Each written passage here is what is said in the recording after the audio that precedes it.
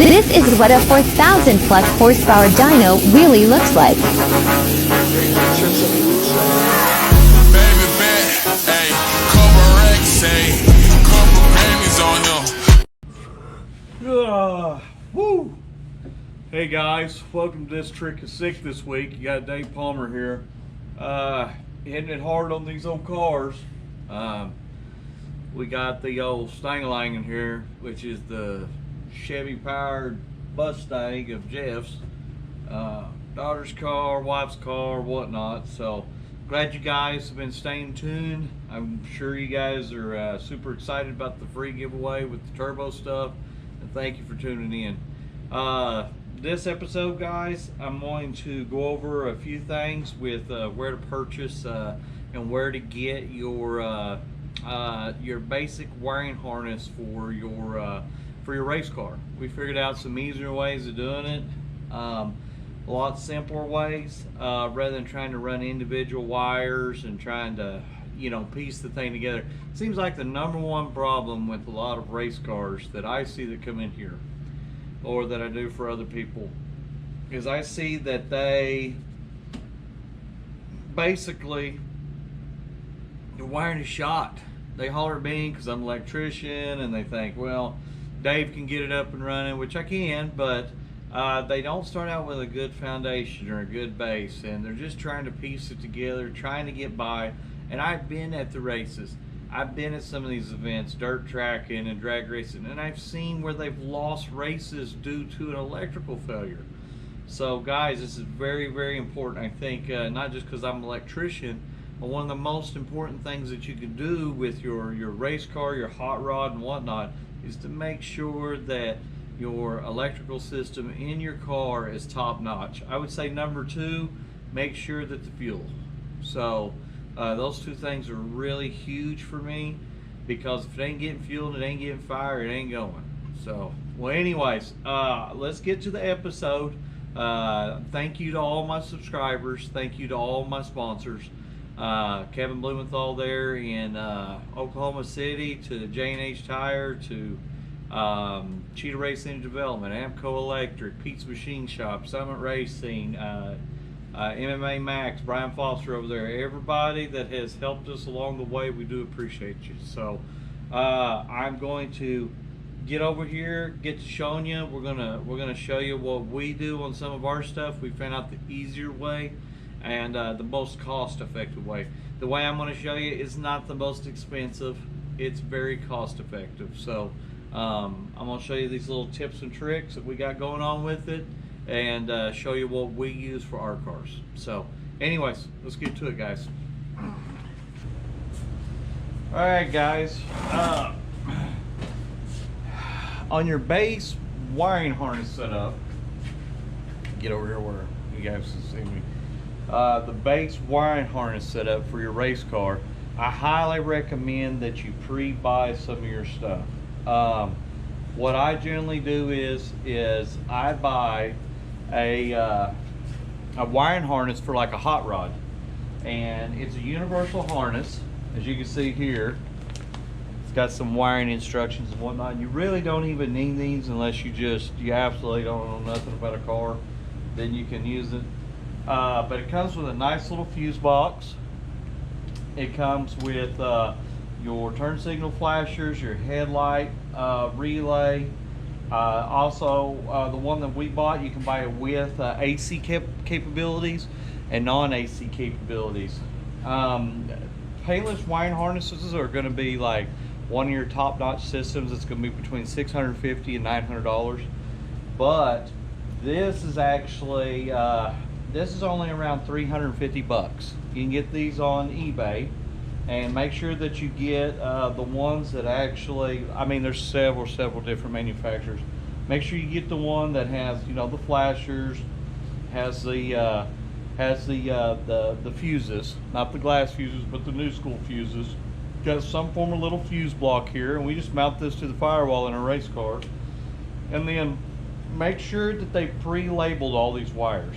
So if you look at these wires very closely, it'll actually, just like painless wiring harnesses, it'll tell you right turn signal, left turn signal, left brake light, right brake light. I mean, it tells you exactly where to take the 2 wires. So you grab a couple of wires, you run them there. Now what's cool about this one, we went ahead and ordered one that had a increased amperage. So I highly recommend that whenever you are looking at this one was $360, $358 and some change.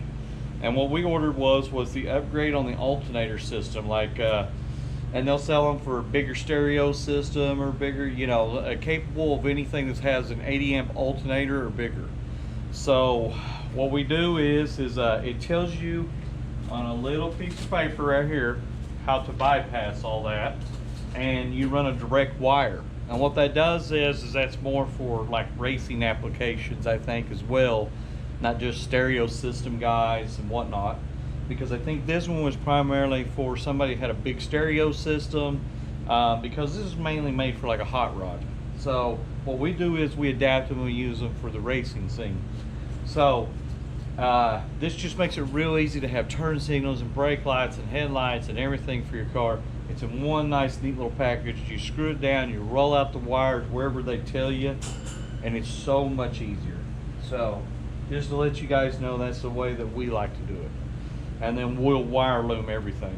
There is additional wires that we do use, and let me get that wiring harness and let me show you. All right, guys, I found it. It's basically called an SO cord in the electrical field. It's a multi-conductor SO cord. And what it does is that it has about 10 to 12 different strands. You can get these things up to 50 strands depending on how much you want to buy or pay for them. Now I buy it like this, so you run one nice neat little wire, and then you got this little bundle right here down the car, and it's like 1-2 little wiring harnesses. So this one's pre-labeled for your basic stuff. I use this more for I would say, you know, switching your nitrous on to, I mean, I will even use this to activate my MSD box and stuff. You know, the things that are really, really important, I use this. But what this does is this puts all these conductors all in one nice, neat little sheath, and plus this is oil resistant right here. So this is kind of nice. I just strap this one, looks like one wire underneath there, and like I said, it's got multi-conductors right here. So you got 10 or 12 wires, and you can order number 14, 12, 10, whatever you're wanting in size of gauge. So this is kind of the basic setup. I will run this in between gauges and whatnot. This here will run on my lights, my turn signals, any kind of auxiliary lights, running lights. I'll run some other stuff. I want to put a radio on this. See, like this drag car here is my wife's, and she's wanted to be like a show car. So I'm not only going to do that, I'm going to put air conditioning in this drag car. So it's going to be pretty sick. So, and it's actually on another episode, it's actually a system that I use in other race cars. So I actually could put air conditioning in your car without it affecting or messing with your motor. So it's kind of a neat new little thing that I come up with, and they're already using it in some forms of racing overseas in Europe. So, but anyways, make a long story short, let me get to getting this put in. But like I said, you don't have to buy the painless wiring harness system. You get you some SO cord here for your individual wires, so that you got a nice neat little set, and they come pre-numbered on each end, pre-colored. I mean, like it'll say number 1 and it'll be a red wire. And no matter where you cut it on the other end, it'll say number 1, red wire. So it is super easy, super simple. Plus it's protected with that outside sheathing. That's my tip and trick. And like I said, you can run individual wires and make it a hassle, but I'm going to tell you what's going to save your electrical system. And this is words of wisdom from an electrician who's been doing this 24 years. Okay, guys, I've been doing this a long time. I've been doing this ever since I was a kid. You want to make sure not only to fuse this, but I put every load on a relay. You want every single load, from the headlights to your nitrous, to you name it. I got everything on relays. I have banks of relays on my race cars. People are like, my God, you overkill it. No, I didn't. Because your individual switches, I just make those where there's very little pull on them, almost no pull. I'm talking like the people don't realize that your toggle switch, inside of it, every time you click it, it's a little arc. It creates an arc. Well, the bigger the load on it, like the bigger the power that's needed to go through that switch, the more the arc. You know, well, just think of a welder. Every time you arc it, it burns out a little bit. And on the tip of the inside of those switches, a lot of times is a little piece of silver. And that little piece of silver, a little piece gets knocked off. Knocked off. Every time you click that switch. That's why you have switches fail. That's why you have relays fail. That's why you have a lot of this stuff fail. So what I do is mine never fails. I mean, knock on wood, I almost never have an electrical issue because I overkill on the system. It's the way I make my joints up. It's the way I make sure everything is crimped. And then to top it off, I take the load off every switch that's in that car. Every switch that's in my race cars that I will do for you, or a hot rod that I do for customers, is on a relay. The switch is never ran directly to that unit. I mean, that's almost never. It would have to be something so minor that it's drawing like 1 amp, 2 amps. I may try it then, but it needs to be, most of my stuff draws under 1 amp on the switch, and when the switch activates, it pulls in a good 30-40 amp relay. And then I label all my relays to make sure that if we have any issues, that it's pretty easy to test. I test, that way I don't have to pull a switch part or anything. I normally test everything at the relay. Normally the issue is either the component, the device, or it's the relay itself. It's almost never the switch because you can't wear it out then. You don't have no load on it. There's no arcing to knock off the little bit of silver. It's on the silver tipped switches, you know. Copper clad, aluminum tipped. I mean, there's different types, but you get what I'm saying. The arc is not substantial enough to create any kind of wear. So, and they used to do that back in the old days. These old feed mills and stuff that you see around here, I've seen stuff that's 40 to 60 years old that's how they're wired, and they last a long time. So I applied that method to cars. I applied that method to the race cars, and that way we don't have any issues. The main issue you'll have is a relay going out, and all you gotta do on it, don't overload it. Don't overload it. If it's a 40 amp relay, only put 20-25 amps on it. That's it, max. Yeah, that doesn't mean you go all the way to the 40. People, you don't do that in your home. You don't do it in your business. You don't do it in cars. Just because it says it, that's like 100% maxed out. You're just asking for issues. And a damn relay is only $5-10. I mean, come on, people. 10 relays, $50. I mean, you're gonna have to break down, spend a little bit of money to put these things in right, or you're gonna get to the races and you're gonna get your ass outrun by us, one of the guys that's got his shit together, or somebody that's, you know, actually putting this stuff together right. So take a little pride in your work. Quit jerry rigging. Quit going around the corners. Quit cutting corners. My God, everybody, everything I see that's brought to me, that's how it is. That's how it is.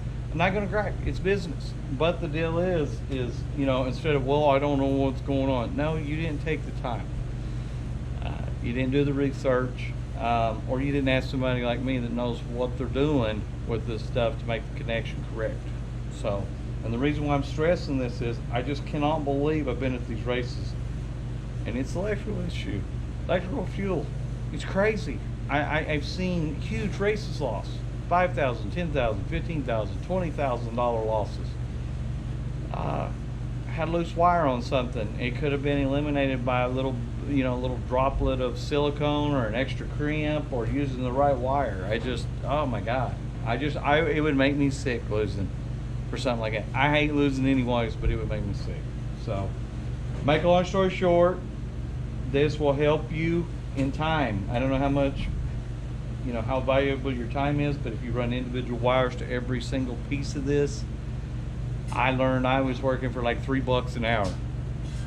It was well worth spending the $300 and going ahead and buying me a harness. And then you can buy this little roll of wire here. You can get you about 50 to 100 feet, and you can get it for like $50. You can get it off eBay too.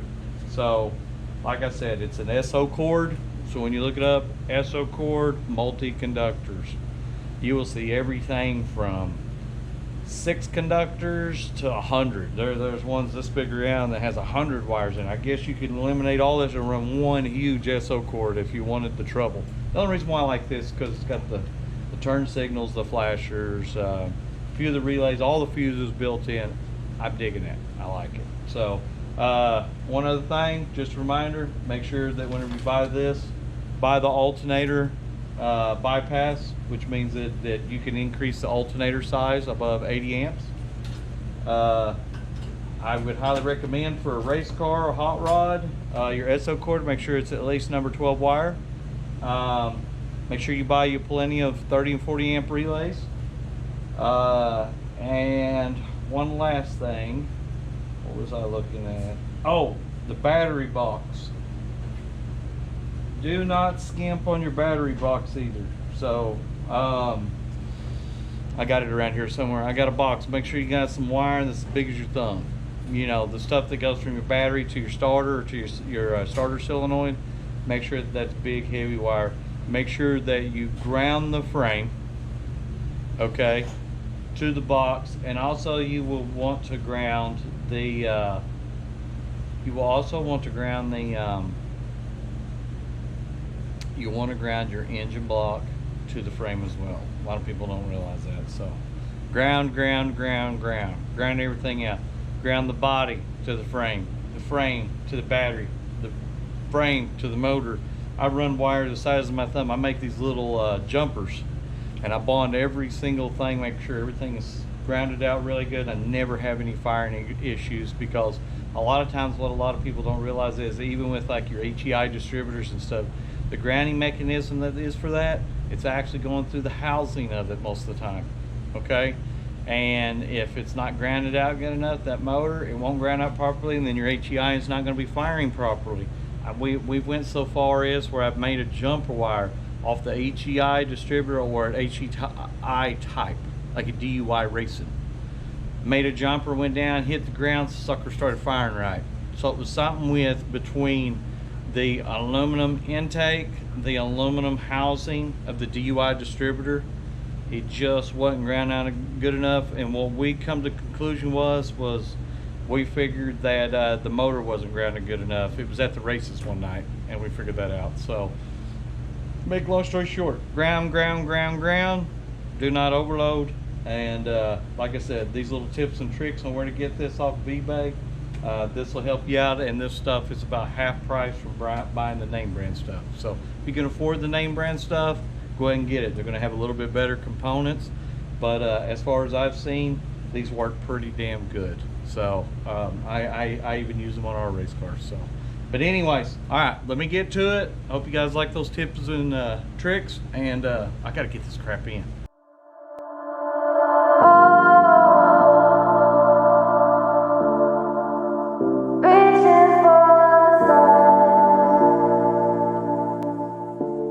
Yeah, drifting is cool and all, but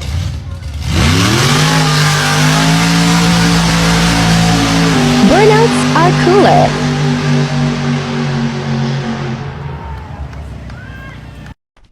And I know, guys, that this is just a little offshoot. I know we're working on the electrical.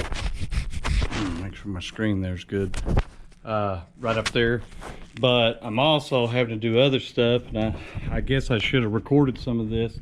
But make sure that whenever you're doing you a new rear end, like I got a 9-inch here, even though I ordered a strange rear end, make sure that it is drilled and tapped and everything like that for, you know, for venting. Make sure you vent it. I actually put like an air fitting here, and I'm gonna run it up here, and I'm gonna put a little, you know, there's 3 or 4 different ways that you can vent your rear end, but you need to make sure that it has a vent. As you can see, it's got you know, a fill right there. It's got I put in the vent myself there on the right with a little 1/4 inch fitting. I'm gonna run a line up about a 1/2 inch 3/8 line, and I actually, just to show you here, you can do like a PCV valve. I've used that so that it wouldn't burp, but I know this is a little extravagant.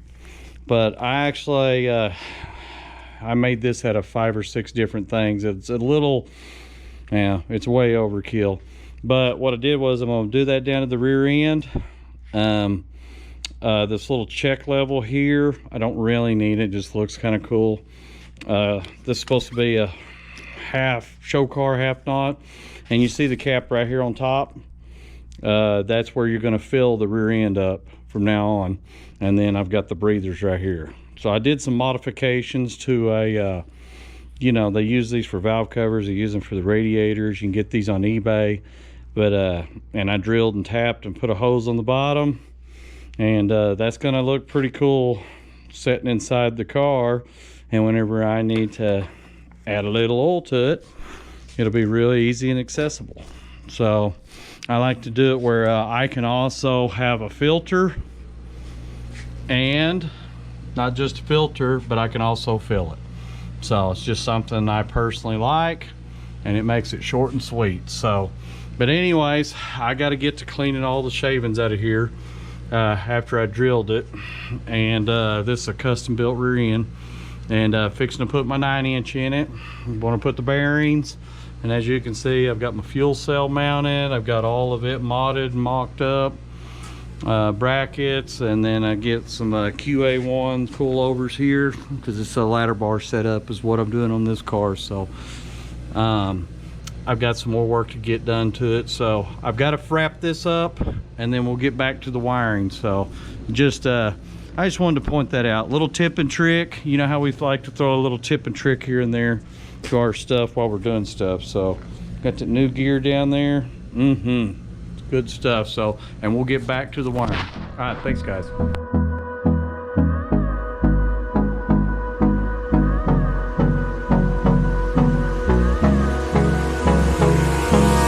Hold me close till I get up. Time is barely on our side. Also here with your 9-inch rear ends, just a little tip and trick. I was always taught to put your gaskets on dry. So you'll want to, now your gasket will only go one way, just to let you guys know. So if your gasket don't, now watch this. I can flip it upside down, doesn't line up. I can flip it any direction and it'll act up. But if you got it true and correct, it will only go on one way. See, it won't even go that way. So you gotta flip it around that way. So even though you gotta ride up and down, it's only gonna go one direction, I noticed a long time ago. Once you got all this all cleaned out and whatnot, make sure that your surface is super clean, scrape. The only time I have put lube here is when I could not get the rear end to stop leaking right around this area. And it must have been because it was warped here or something wrong. But if you got a good rear end housing, it's real nice and flat, especially like this one, a new one, you should be good to go. So you want to put these gaskets on nice and dry, and they won't leak. So that's what I was taught. So let me go get that third member now.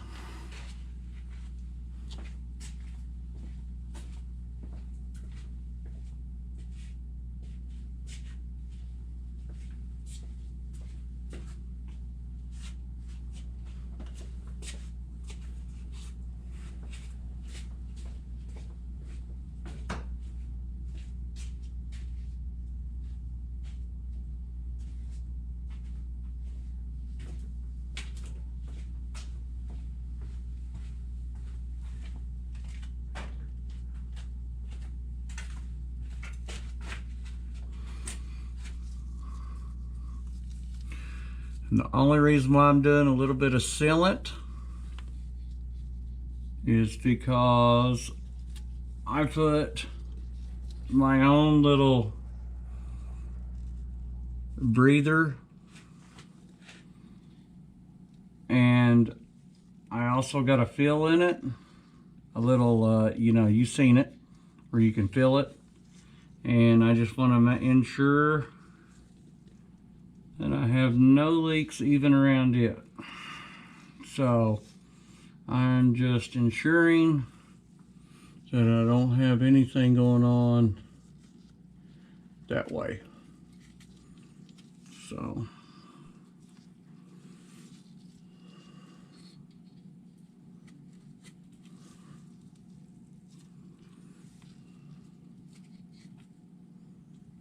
because if you don't vent this thing, it's going to wind up leaking worse, believe it or not. It's going to be trying to gulp air, trying to breathe, trying to take a breath. It's kind of like the same theory of like a pop bottle. You know, like when you're sucking out of a pop bottle and the pop bottle kind of squishes down and all that. That's the same effect, you know, on this rear end. It's trying to gulp air. Well, it's going to start sucking and seeping wherever it can and spitting and coughing and hacking, and it's going to be a bad deal. So you want to make sure that you take care of that, if you know what I mean. So, okay, now that I got that sealed, we got that good. You get the third member.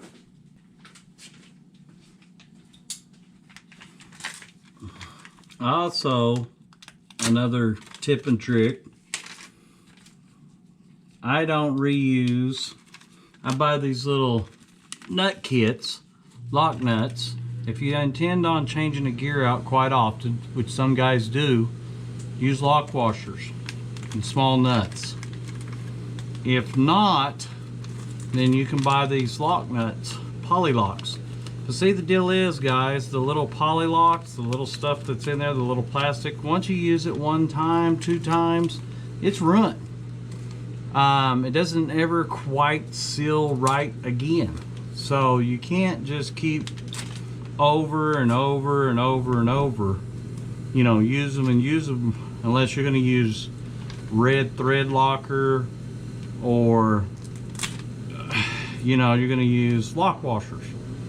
So you can't do that. So if you do go with the poly locks, like on this one, I don't really plan on changing the rear end out. If I do, I'll wind up buying a new set of poly locks for $6. So that way these things don't ever back off. So just remember, if you start reusing them all the time, they'll start backing off. Then you'll need to put a lock washer. So, but since these are brand new poly locks, self-locking nuts or whatever you want to call them, now this is my opinion, then put your fresh ones on, you'll be good to go. So let me get that third member, we'll get it set in here. You'll want to put your washers on and then your poly locks, and I'll tighten her down with the dry gasket. I don't wanna waste what's left. The storms we chase are leading us, and love is all we'll ever trust.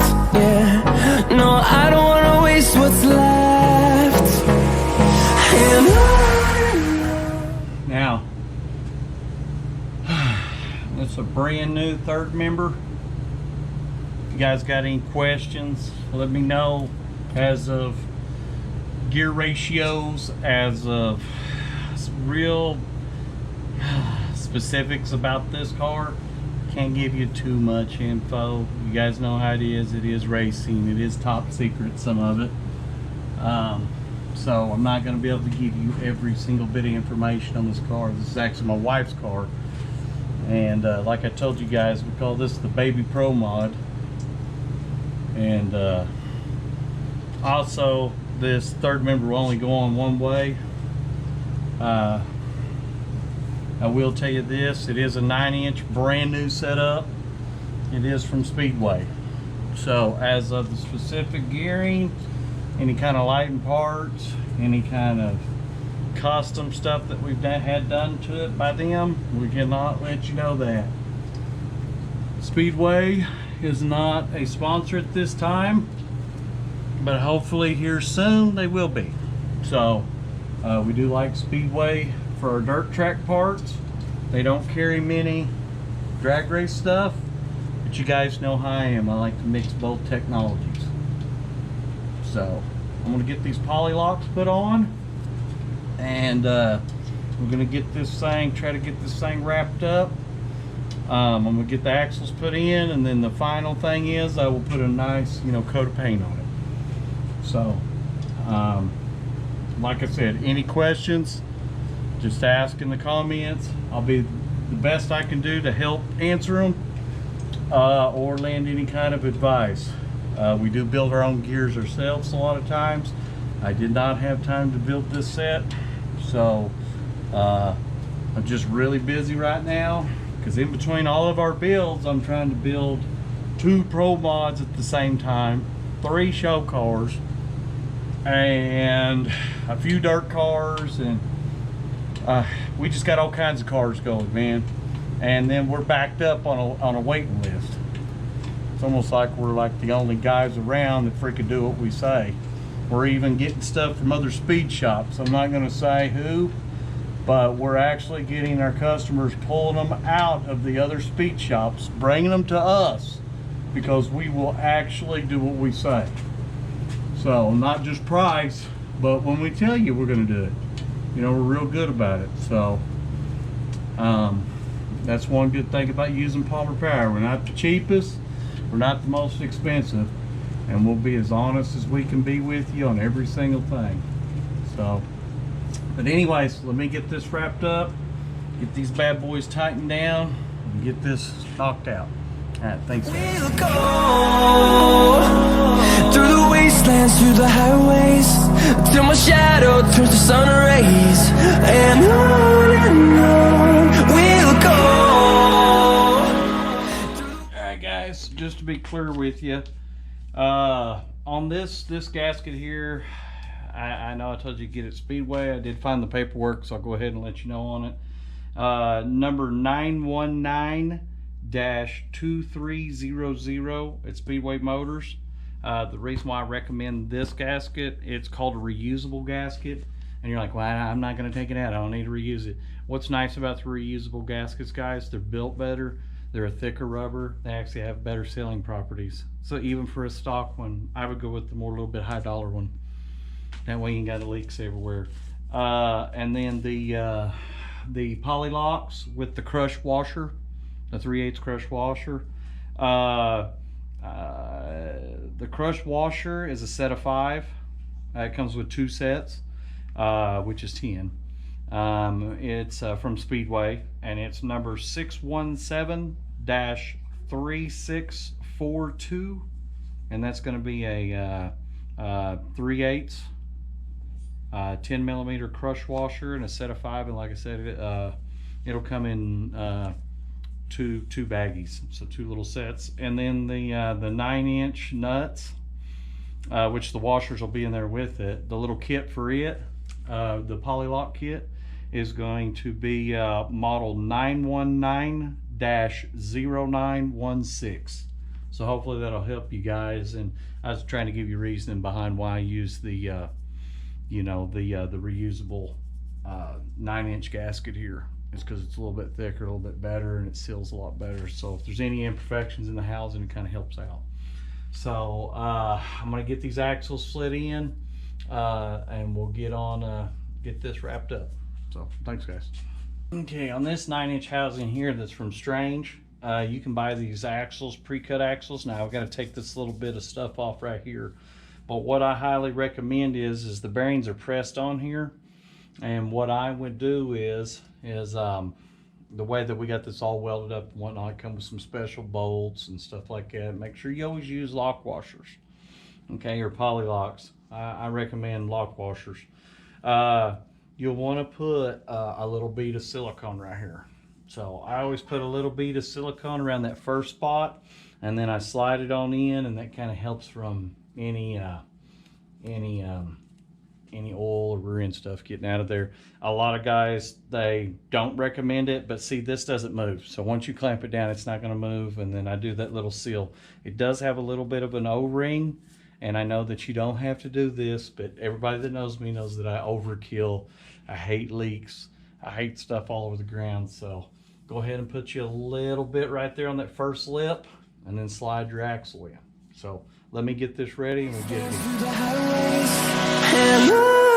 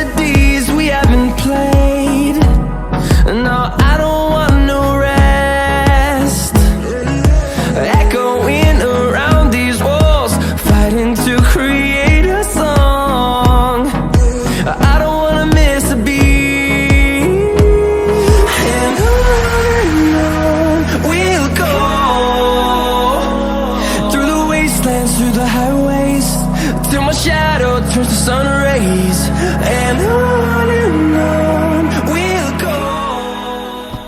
All right, guys, Dave Palmer here. Burn a little bit of midnight oil. Hey, just to let you guys know, good Lord, that damn necklace. I know we kind of jumped around a little bit this weekend, gave you some tip and tricks about how to get rolling with your wiring on your race car. We will get back to that next week whenever I have my giveaway. So this is the last episode for the turbo giveaway, so please make sure that you're a subscriber. Make sure you've made a comment on all 3 of the past videos, and you will be eligible for the drawing. So pretty simple. Say it one more time. Got to be a subscriber, got to make a comment, try to be positive with it if you don't mind, and watch the video. You have to watch the video all the way through and through, and we will make sure that everybody that's entered into that has fulfilled those requirements, and then we will put those names into a bucket, and we will have probably Hannah, my daughter, since she is building a car right now, got the old Challenger right here, since she is doing that, then we will have her probably do the drawing, and that is for the twin turbo intercooler tubing and all that stuff. So really nice setup, save you a couple of $100 there and stuff. So good luck with that, and thank you again for tuning in, and hopefully you got some tips and tricks here that'll help you out with a little bit of stuff on your 9-inch rear end. Just trying to give a few little tips on what I'm doing as I'm putting it together. And like I said, next week we'll get back on the wire. We'll have some more tips and tricks. I know you just got a few on where to buy it, where to get it, my recommendations on where to get it. And again, all the recommendations on the rear end. And this is my personal opinion, my opinion only, and my experience. So there's 10 different ways of doing all this stuff. Doesn't matter how you get there as long as they're all good. So everybody has their own style and own way. I'm just telling you what works for me, what has worked, and what seems to be the most cost-effective and best way for longevity, dependability, and how quick the car is going to be. So we're going to give you some more updates on this car. We've got a super stock, a factory stock, a couple of pro mods. We got a lot of stuff coming, guys. I'm right in the middle of building like 3 nitrous motors, and all it is everything from a 383 stroker to a 600 something cubic inch big motor. So and we'll show you guys during those builds as well. Also, we did get the stuff back for the 383. I know like 20 episodes ago we were starting a nitrous motor for a friend of mine, and we ran into issues right away. So we'll be able to let you guys in more on what those issues was, and we'll go step by step through that 383 nitrous motor.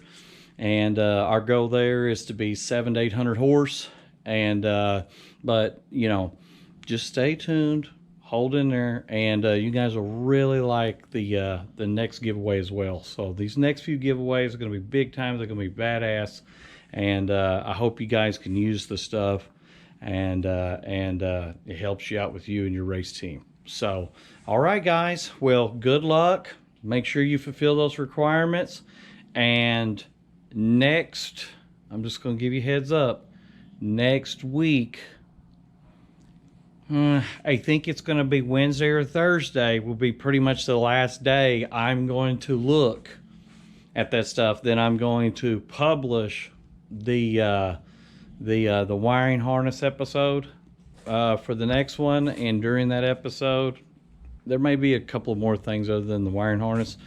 That will be the episode that I release who won the twin turbo stuff. And we will tell you about the next giveaway, which will be 3 episodes after that. So we're going to try to keep this short and sweet. Try not to go too far unless it's like we give another one of those race engines away. Now, if we give you a race engine, it may be 10 episodes. So watch 10, subscriber, you know, so on and so forth. And but it was crazy.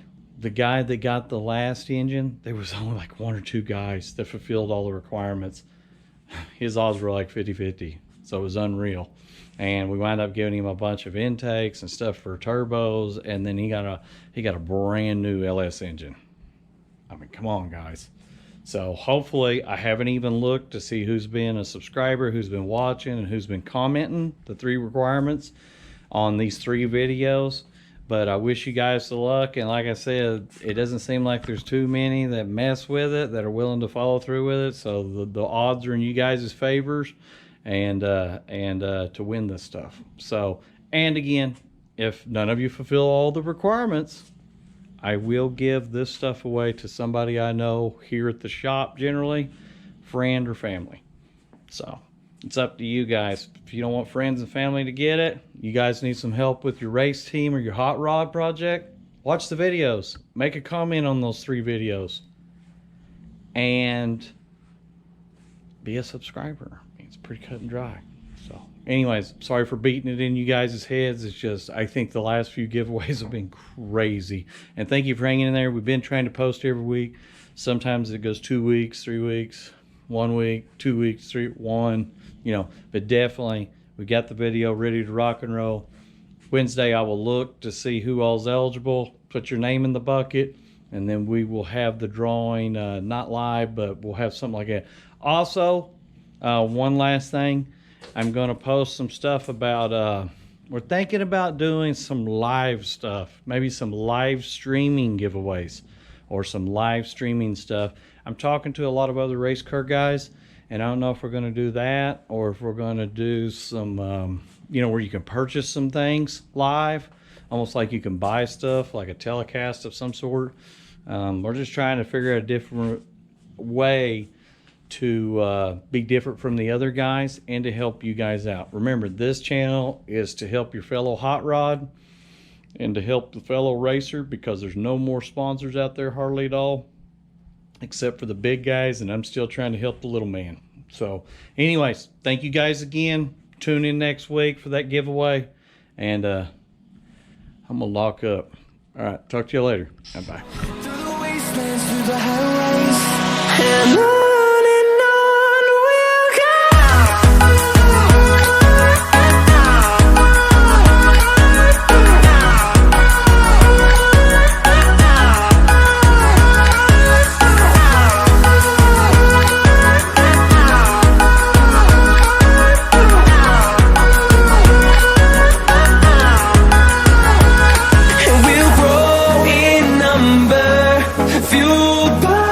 See the horizon. Maybe I'm a gangster too.